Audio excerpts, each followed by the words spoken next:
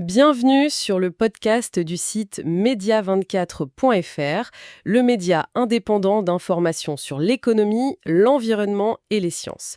Aujourd'hui, on se penche sur un dossier assez fascinant qui pourrait bien redessiner la carte en Méditerranée orientale. Il s'agit de l'arrivée en force du géant français CMA-CGM dans le port syrien de Latakia. C'est une manœuvre audacieuse, on peut dire, dans une zone vraiment stratégique. Pour analyser tout ça, nous accueillons notre spécialiste. Bonjour. Bonjour. Oui, tout à fait, c'est une opération d'envergure avec des implications économiques et aussi, bien sûr, géopolitiques notables. Alors, on va s'appuyer sur un article qui détaille bien ce projet. Plongeons-nous dedans. Pour commencer, peut-être les chiffres. Ils sont assez parlants. CMA-CGM met 200 millions d'euros sur la table. C'est ça. Pour accélérer l'expansion, après 30 millions déjà investis, l'objectif, c'est de dépasser le million de conteneurs EVP par an. Le fameux EVP, oui, l'unité standard. Exactement. Et la concession est renouvelée pour 30 ans dès mai 2025. Donc on parle vraiment d'une transformation en profondeur, là. Absolument. Et ce qui rend l'affaire particulièrement intéressante, je trouve, c'est le contexte. Il faut se souvenir que pendant près de 10 ans, depuis l'intervention russe en 2015, ce port s'était un peu vu comme un bastion de Moscou en Méditerranée. Oui, un ancrage russe. C'est ça. Ils avaient une présence navale, des installations, disons, sécurisées, des ambitions commerciales aussi. Mais voilà, cette influence, elle s'est un peu érodée, sans doute un manque d'investissement suffisant pour moderniser le terminal. Peut-être des lenteurs aussi. Probablement, ouais. Et donc, l'arrivée de CMA-CGM, ça marque un vrai tournant. On assiste à une sorte de réorientation de la Syrie maritime vers l'ouest. C'est la fin d'un monopole de fer russe sur ce site précis. Et cette modernisation, alors concrètement, ça va ressembler à quoi? L'article parle d'équipement dernier cri, la capacité d'accueillir des géants des mers, 16 mètres de tirant d'eau. Oui, c'est énorme. C'est énorme. C'est là qu'on imagine que l'expertise d'un groupe comme CMA-CGM, ça fait toute la différence, non? Exactement. Et ça va au-delà des quais et des grues, même si c'est essentiel. La métamorphose, elle est aussi numérique. Ah oui. Oui, il faut penser gestion logistique, automatisée, le suivi des marchandises intégré, une digitalisation très poussée pour optimiser tous les flux en temps réel, réduire les coûts, les délais.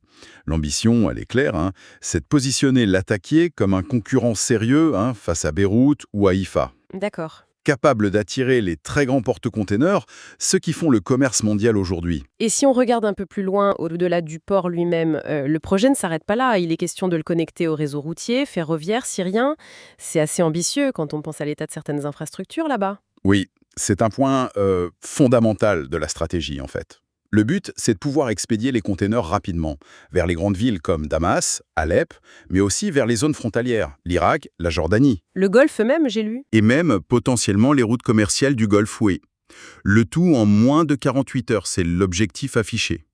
CMA-CGM envisage même ce qu'on appelle des ports secs, des plateformes logistiques à l'intérieur des terres, quoi. D'accord, pour désengorger le port principal. Voilà, pour fluidifier toute la distribution. C'est une véritable artère logistique qui est pensée, notamment pour faciliter la reconstruction du pays, l'acheminement des biens de première nécessité. Oui, comme la nourriture, les médicaments. Exactement. Mais quand même, investir 200 millions dans un pays qui reste sous sanction internationale, avec un contexte politique complexe, des infrastructures fragiles, ça ressemble à un pari assez osé, non? C'est indéniablement une prise de risque, mais une prise de risque calculée, je dirais. CMA-CGM semble parier sur le potentiel de la Syrie comme une pièce du puzzle régional. Ils prennent position pour l'avenir. C'est ça. Ils prennent position pour les futures routes commerciales du Proche-Orient. L'idée derrière, c'est vraiment de transformer Latakia, de passer d'un avant-poste potentiellement militaire à un vrai hub commercial, à un trait d'union économique. Bon, alors si on essaye de résumer un peu tout ça, on a cet investissement financier très important de CMA-CGM, Oui, on a un basculement d'influence assez net à Latakia, avec le recul relatif des Russes, c'est un point clé. une modernisation technologique, logistique vraiment profonde, axée sur le digital, Tout à fait. et puis ce pari stratégique majeur sur l'avenir de la Syrie et des échanges dans la région. C'est une excellente synthèse.